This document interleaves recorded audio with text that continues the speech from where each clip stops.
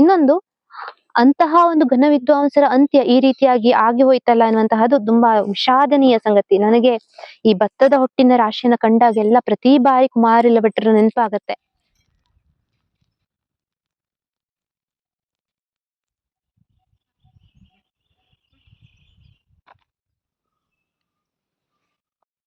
ಎಲ್ರಿಗೂ ನಮಸ್ಕಾರ. ಶ್ರೀಬಾಲ ಯೂಟ್ಯೂಬ್ ವಾಹಿನಿಗೆ ಆತ್ಮೀಯವಾದಂತಹ ಸ್ವಾಗತ. ನಾನು ಶ್ವೇತಾ ಭಟ್. ಸ್ನೇಹಿತರೆ, ನಾವು ಬಹಳ ವರ್ಷಗಳಿಂದ ಸಾಂಪ್ರದಾಯಿಕವಾಗಿ ವಿಭೂತಿಯನ್ನ ತಯಾರು ಮಾಡ್ತಾ ಇದೀವಿ. ಅಂದ್ರೆ ಭಸ್ಮವನ್ನ ತಯಾರು ಮಾಡ್ತೀವಿ.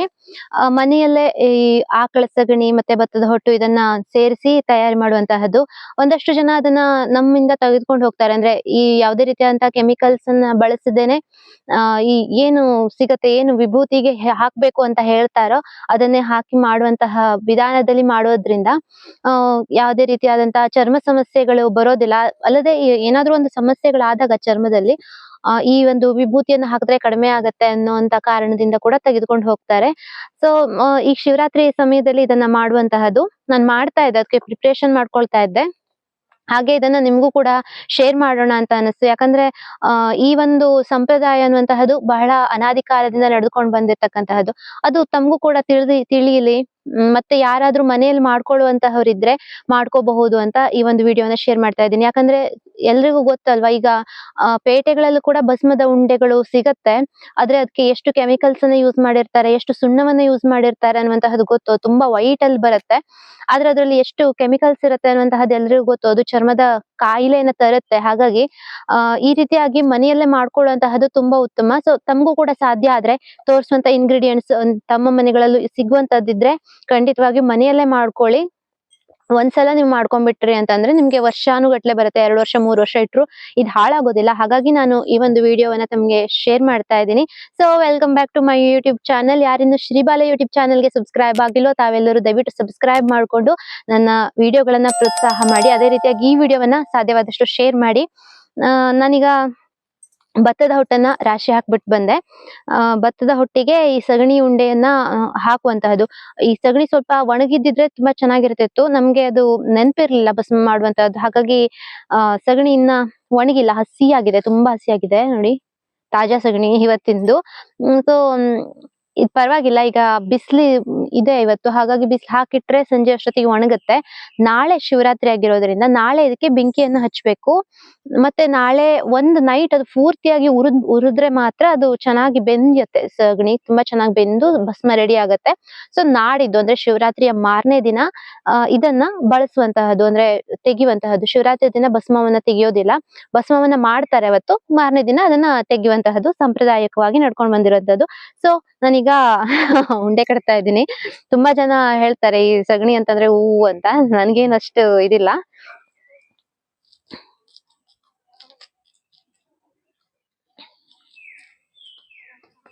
ಒಂದು ಇಷ್ಟಿಷ್ಟು ದೊಡ್ಡ ಉಂಡೆ ಏನಾದ್ರೂ ಮಾಡ್ಕೋಬೇಕು. ತುಂಬಾ ಚಿಕ್ಕ ಉಂಡೆಯನ್ನು ಮಾಡ್ಕೊಂಡ್ಬಿಟ್ರಿ ಅಂತಂದ್ರೆ ಅದು ಆ ಭತ್ತದ ಹೊಟ್ಟಲ್ಲಿ ಉರಿದು ಹೋಗುತ್ತಲ್ಲ, ಆಗ ಉಳ್ಕೊಳ್ಳೋದಿಲ್ಲ, ಏನು ಭಸ್ಮ ಸಿಗೋದಿಲ್ಲ.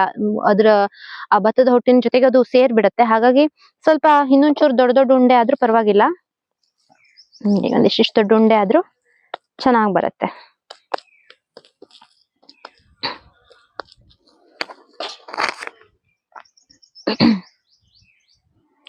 ನನ್ಗೆ ಆ ಭತ್ತದ ಹೊಟ್ಟಿನ ರಾಶಿಯನ್ನು ನೋಡಿದಾಗ ಕುಮಾರಿಲ ಭಟ್ಟರು ನೆನಪಾದ್ರು.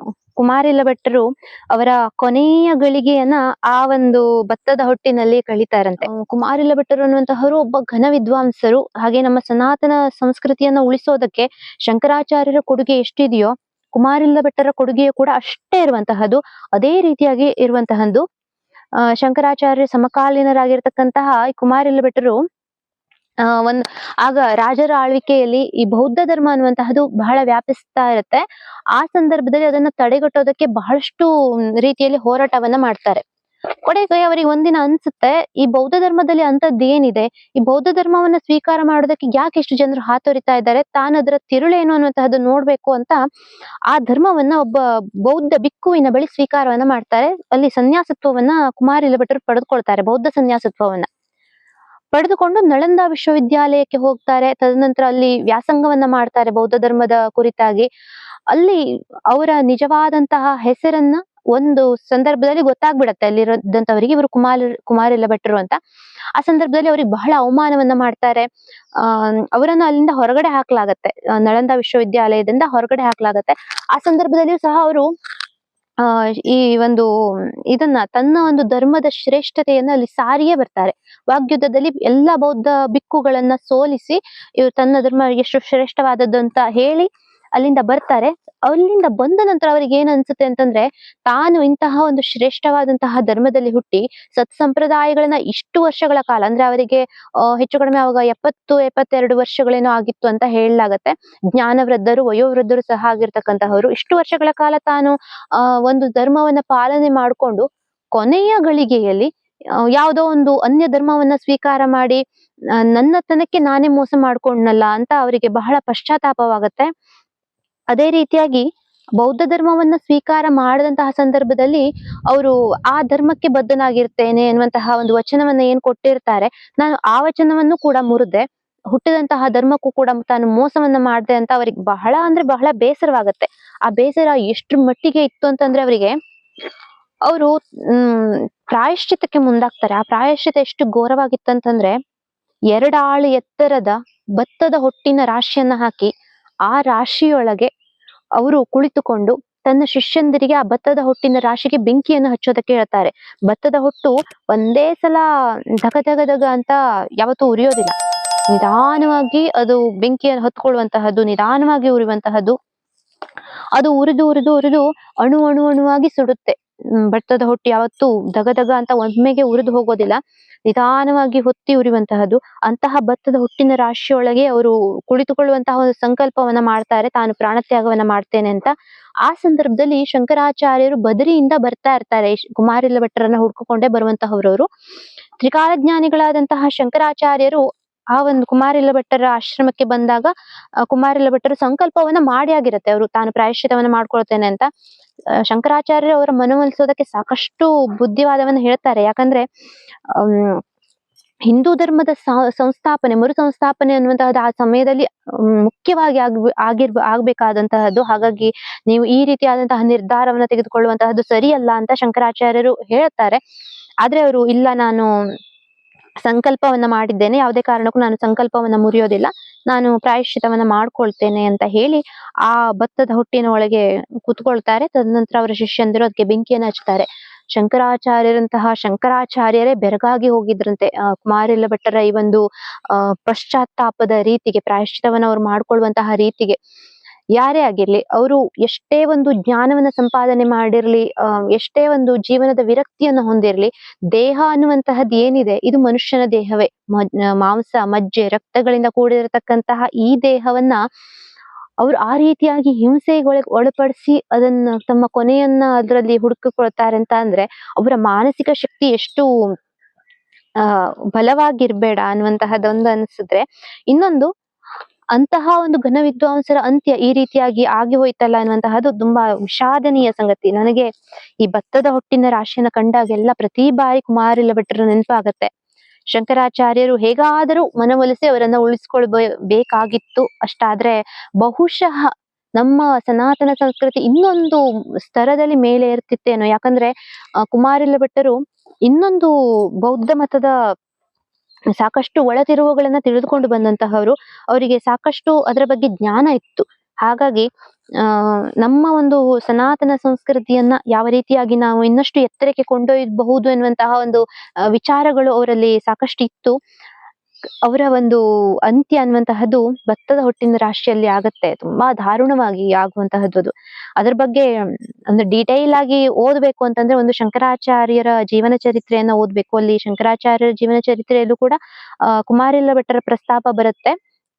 ಅದನ್ನ ಹೊರತುಪಡಿಸಿದ್ರೆ ಎಸ್.ಎಲ್. ಭೈರಪ್ಪನವರು ಬರೆದಿರ್ತಕ್ಕಂತಹ ಸಾರ್ಥ ಕಾದಂಬರಿಯನ್ನ ಓದಿದ್ರೆ ಅದರಲ್ಲಿ ತುಂಬಾ ಡೀಟೇಲ್ ಆಗಿ ಕುಮಾರಿಲ ಭಟ್ಟರು ಯಾರು, ಅವರು ಯಾಕೆ ನಳಂದ ವಿಶ್ವವಿದ್ಯಾಲಯವನ್ನ ಸೇರ್ಕೊಳ್ತಾರೆ, ಅಲ್ಲಿ ಅವರಿಗೆ ಯಾವ ರೀತಿಯಾಗಿ ಅವಮಾನವನ್ನ ಮಾಡ್ಲಾಗತ್ತೆ, ಪೂರ್ತಿಯಾಗಿ ತುಂಬಾ ಡೀಟೇಲ್ ಆಗಿ ಎಸ್.ಎಲ್. ಭೈರಪ್ಪ ಅವರು ಅವರ ಸಾರ್ಥ ಅನ್ನುವಂತಹ ಒಂದು ಕಾದಂಬರಿಯಲ್ಲಿ ಬರೆದಿದ್ದಾರೆ. ಸಾಧ್ಯ ಆದ್ರೆ ಓದಿ. ಕುಮಾರಿಲ ಭಟ್ಟರ ಬಗ್ಗೆ ಅದರಲ್ಲಿ ತುಂಬಾ ಚೆನ್ನಾಗಿ ವಿವರಣೆಯನ್ನ ಮಾಡಿದ್ದಾರೆ. ಸೊ ರೆಡಿ ಇದು ರೆಡಿ ಆಗಿದೆ. ಏನ್ ಹೇಳ್ಬೋದು, ಕಪ್ ಕೇಕ್ ರೆಡಿ ಇದೆ. ಸೊ ಇದನ್ನ ಹಾಕಿರ್ತೀನಿ. ಈಗ ಬೆಳಗ್ಗಿನ ಸಮಯ ಆಗಿರೋದ್ರಿಂದ ಬಿಸಿಲಿಗೆ ಚೆನ್ನಾಗಿ ಇದು ಒಣಕೊಳ್ಳುತ್ತೆ. ಸಂಜೆ ನಾಳೆ ಅಂದ್ರೆ ನಾಳೆ ಶಿವರಾತ್ರಿ ಇರೋದ್ರಿಂದ ಶಿವರಾತ್ರಿಯ ಸಮಯಕ್ಕೆ ಇದನ್ನ ಬೆಂಕಿ ಹಚ್ಚಬೇಕು. ನೋಡೋಣ ಹೇಗೆ ಉರಿಯತ್ತೆ. ಕುಮಾರಿಲ್ಲ ಭಟ್ಟರನ್ನ ದಗ ದಗ ದಗನೆ ಅಣು ಅಣುವಾಗಿ ಸಾಯಿಸಿದಂತಹ ಅದೇ ಭತ್ತದ ಹೊಟ್ಟಿನ ರಾಶಿಯಲ್ಲಿ ನಾನೀಗ ಅದೇ ಅಂತಂದ್ರೆ ಅದೇ ರೀತಿಯಾದಂತಹ ಭತ್ತದ ಹೊಟ್ಟಿನ ರಾಶಿಯಲ್ಲಿ ನಾನೀಗ ವಿಭೂತಿಯನ್ನ ಮಾಡೋದಕ್ಕೆ ಹೊರಡ್ತಾ ಇದ್ದೀನಿ. ಇದು ಸಾಂಪ್ರದಾಯಿಕ ಶೈಲಿಯಲ್ಲಿ ಮಾಡತಕ್ಕಂತಹ ಒಂದು ವಿಭೂತಿಯ ಇದು. ಸೊ ತಾವು ಕೂಡ ಮನೆಯಲ್ಲಿ ಮಾಡ್ಕೊಳ್ಳಿ. ಯಾಕಂದ್ರೆ ಈ ಚರ್ಮದಲ್ಲಿ ಚಿಕ್ಕ ನವೆ ಆಗುವಂತಹದ್ದು ಅಥವಾ ಏನಾದ್ರೂ ಒಂದು ಸಮಸ್ಯೆ ಆಗುವಂತಹದ್ದು ಇದಕ್ಕೆಲ್ಲ ಇದು ಔಷಧವಾಗಿಯೂ ಬರುತ್ತೆ. ಅದ್ರ ಜೊತೆಗೆ ನಮ್ಮಲ್ಲಿ ಚಿಕ್ಕ ಮಕ್ಕಳಿಗೆ ಬಾಲಗ್ರಹ ಅಂತ ಹೇಳ್ತಾರೆ. ಅಂದ್ರೆ ತುಂಬಾ ಅಳುವಂತಹದ್ದು, ತುಂಬಾ ರಗಳೆ ಮಾಡುವಂತಹದ್ದು, ಪದೇ ಪದೇ ಆರಾಮಿಲ್ದೆ ಇರೋ ತರ ಆಗುವಂಥದ್ದು ಅಥವಾ ಎಲ್ಲಾದ್ರೂ ಹೊರಗಡೆ ಹೋಗಿ ಬಂದಂತಹ ಸಂದರ್ಭದಲ್ಲಿ ಭಯದಿಂದ ಅಳುವಂತಹದ್ದು, ಎಲ್ಲೋ ಏನೋ ನೋಡಿ ಮೈ ಬೆಚ್ಚದಾಗಿ ಅಳುವಂತಹದ್ದು, ಅಂತಹ ಸಂದರ್ಭದಲ್ಲೆಲ್ಲ ಈ ಒಂದು ವಿಭೂತಿಯನ್ನ ಅವರ ಹಣೆಗಿಟ್ರೆ ತುಂಬಾ ಬೇಗ ಅದು ಪರಿಣಾಮವನ್ನ ಕೊಡುತ್ತೆ. ಯಾವುದೇ ದುಷ್ಟಶಕ್ತಿಗಳ ಬಾಧೆಯಿಂದ ಕೂಡ ನೀವು ಇದರಿಂದ ತಪ್ಪಿಸ್ಕೊಳ್ಬಹುದು. ಇದೊಂದು ಒಳ್ಳೆಯ ಪರಿಹಾರವಾಗಿರುತ್ತೆ. ಸೊ ಸಾಧ್ಯವಾದ್ರೆ ನಮ್ಮೊಳಗೆ ಇರತಕ್ಕಂತಹ ಅಜ್ಞಾನ, ಅಹಂಕಾರಗಳಳಿದು ಒಳ್ಳೆಯ ಜ್ಞಾನ ಎಂತಕ್ಕಂತಹ ಶುದ್ಧವಾದ ಭಸ್ಮ ನಮ್ಮೊಳಗೂ ಸಿಗಲಿ ಅಂತ ಕೇಳ್ಕೊಳ್ತಾ, ಶಿವರಾತ್ರಿಯ ಶುಭ ದಿನದಂದು ಈ ಒಂದು ಭತ್ತದ ಹೊಟ್ಟೆಗೆ ನಾನು ಬೆಂಕಿಯನ್ನು ಹಚ್ಚಿದ್ದು. ನಿಧಾನವಾಗಿ ಇದು ಹೊತ್ಕೊಳ್ತಾ ಇದೆ ನೋಡ್ಬೋದು. 1 ದಿನಗಳ ಕಾಲವಾದರೂ ಇದು ಉರಿಬೇಕು ಚೆನ್ನಾಗಿ. ಅಷ್ಟಾದ್ರೆ ಮಾತ್ರ ಇದರ ಒಳಗಡೆ ನಾನು ಆಗಲೇ ಕಟ್ಟಿ ಹಾಕದಂತಹ ಸಗಣಿಯ ಉಂಡೆಗಳು ಉರಿದು ಭಸ್ಮ ರೆಡಿ ಆಗುತ್ತೆ. ಸೊ ವೇಟ್ ಮಾಡೋಣ 1 ದಿನಗಳ ಕಾಲ.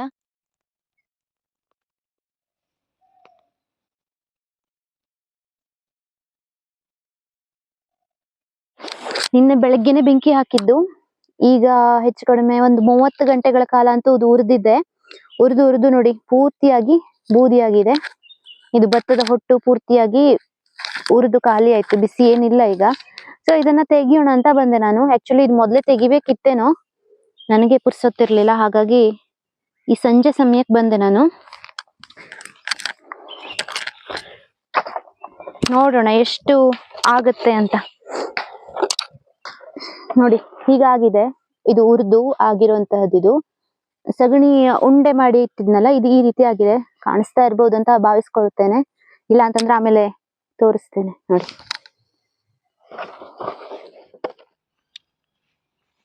ನೋಡಿ ಇದು ಪೂರ್ತಿಯಾಗಿ ಹೀಗೆ ರೆಡಿ ಇದೆ.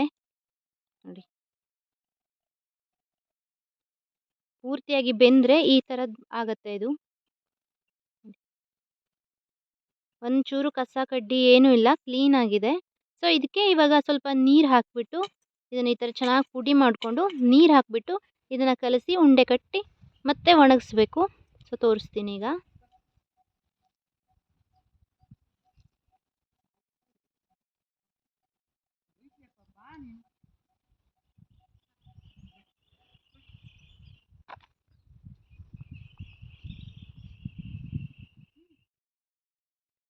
ನೋಡಿ ಇದು ಚೆನ್ನಾಗಿ ಒಣಕೊಂಡಿದೆ. ನೋಡಿ ಈ ರೀತಿ ಆಗಿದೆ ಉಂಡೆ.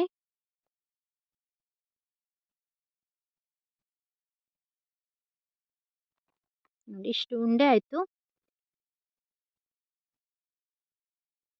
ತುಂಬಾ ಚೆನ್ನಾಗಿ ಕಲರ್ ಕೂಡ ಬರುತ್ತೆ ನೋಡ್ಬೋದು ಇಲ್ಲಿ. ನೋಡಿ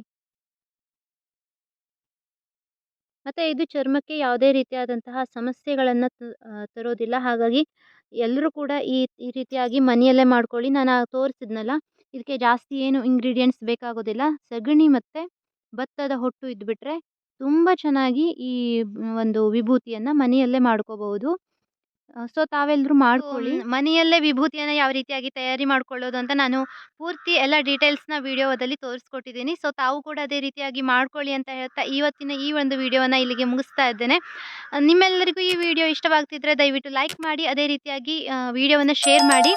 ಯಾಕಂದರೆ ಇದು ತುಂಬ ಜನರಿಗೆ ಉಪಯುಕ್ತ ಆಗುತ್ತೆ ಅಂತ ಹೇಳ್ತಾ ನಾನು ಮುಂದಿನ ವಿಡಿಯೋದಲ್ಲಿ ತಮ್ಮನ್ನ ಮತ್ತೆ ಭೇಟಿ ಆಗ್ತೇನೆ. ನಮಸ್ಕಾರ ಎಲ್ಲರಿಗೂ.